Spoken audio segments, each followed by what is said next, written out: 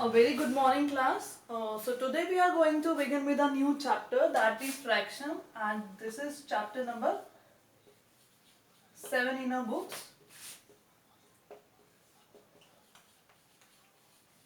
Before starting with the chapter, we should exactly know about the few important terms that are used in the chapter so that it will be easy for us to solve all the questions. So the first important term that is used is fraction. Fraction is a part of the whole quantity. For explaining this, let us use one example. Suppose if I have 4 pencils and I give you 3 pencils, means I am giving you 3 pencils. So the total pencils are how many? 4. And I have given you how many? 3. So this is a part. And the total quantity is called the whole. So what do we do? You do is we write the part here and we write the whole here. So I have given you how many pencils? I have given you 3 pencils. Out of how many pencils? 4 pencils. So this is 3 upon 4. So this is a part of the whole quantity. But the part is 3 and the whole is 4. So this is how we write the fraction. One more thing, the upper part of the fraction is called numerator. And the lower part of the fraction is called denominator. Suppose I take a maths test and you are getting 9 marks out of 10. So the whole quantity is what? 10. And the marks that you are getting is a part of that whole quantity. So this 9 is a numerator. And this 10 is what? Denominator. So the upper part of the fraction is called the numerator and the lower part of the fraction is the denominator. So this is the way how we represent any given fraction. Now let us come to the next important point. Or we can say the type of fractions. The first type is proper fraction. The first one is proper fraction. Next is improper fraction. And third one is mixed fraction. So fractions are basically comprised or consisting of 3 parts. One is proper fraction, second is improper fraction, and the third one is mixed fraction. So let us know what type of fractions are these. The first one is proper fraction. Suppose if I write 1 upon 7, 3 upon 5, these are proper fractions. Now the question arises in our mind, how do we know that these are proper fractions? We can clearly see that the numerator is 1 here and the denominator is 7. So numerator is smaller than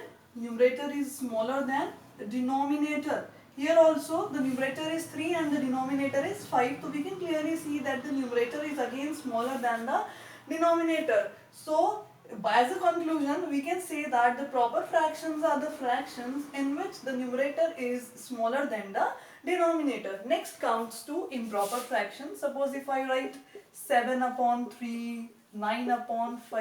Here you can see that the numerator is greater than the denominator. Or we can say that the denominator is smaller than the numerator. We can write it in any form.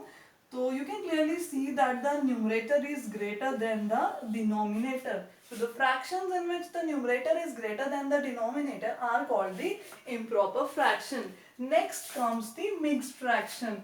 What exactly a mixed fraction is? These are the fractions, or we can say these are the combination of a whole number and a proper fraction. It is a combination of whole number plus proper fraction. Let me tell you how.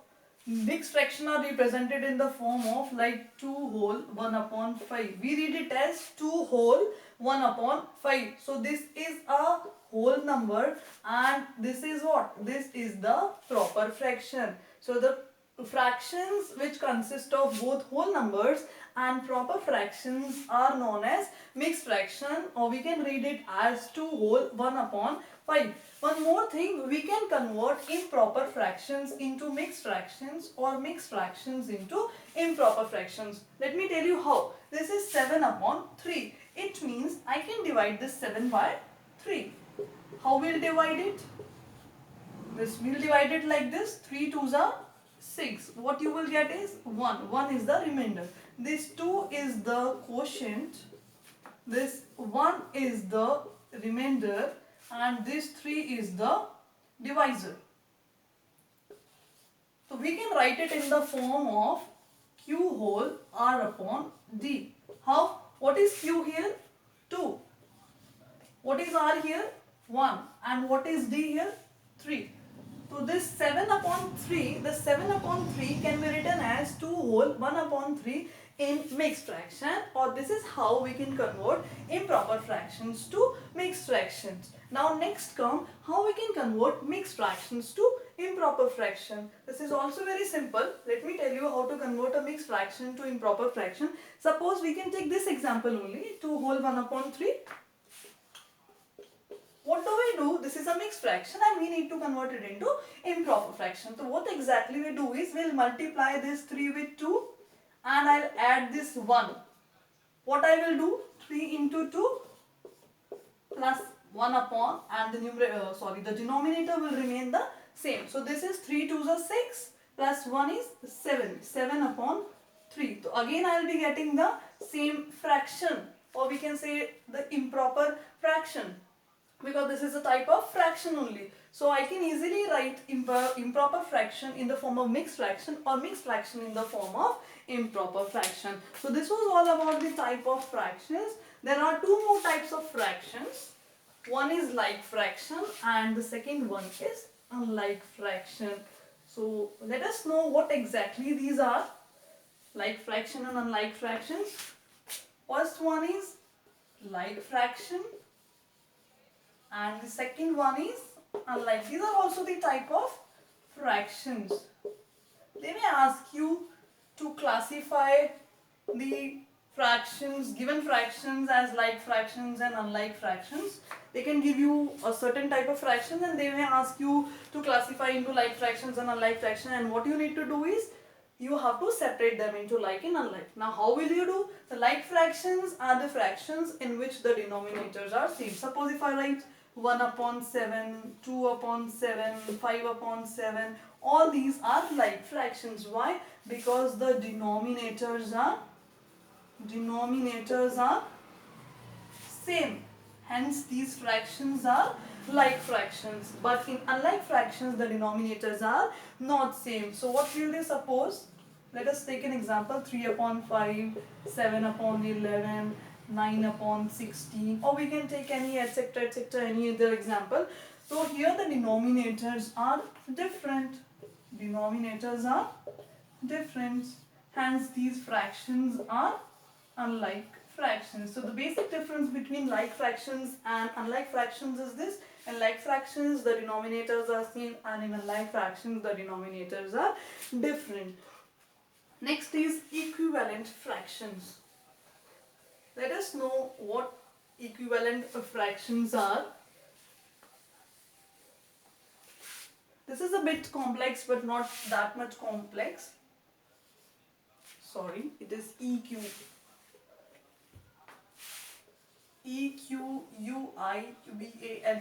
Equivalent fractions.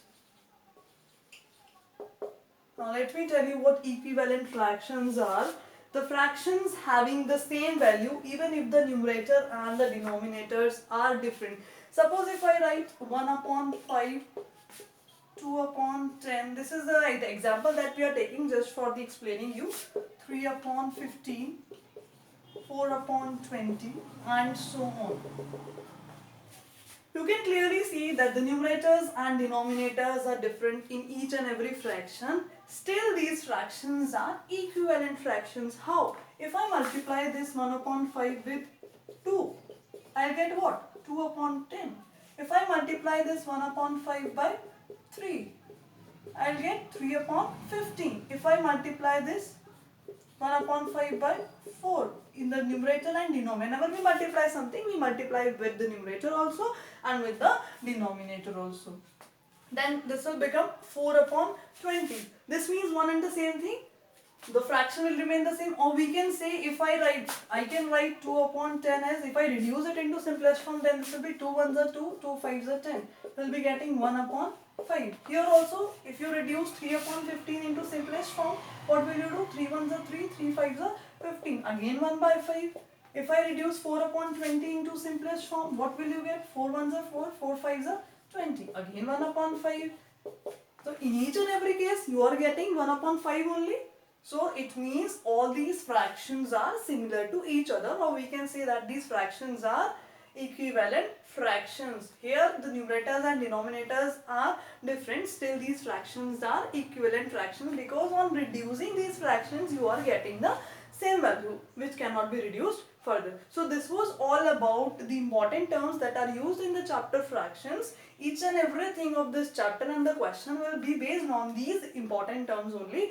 So before starting with the exercise, you should know about these important terms. So in the next class, we will be starting with the first exercise. So this was all about this. Now thank you all.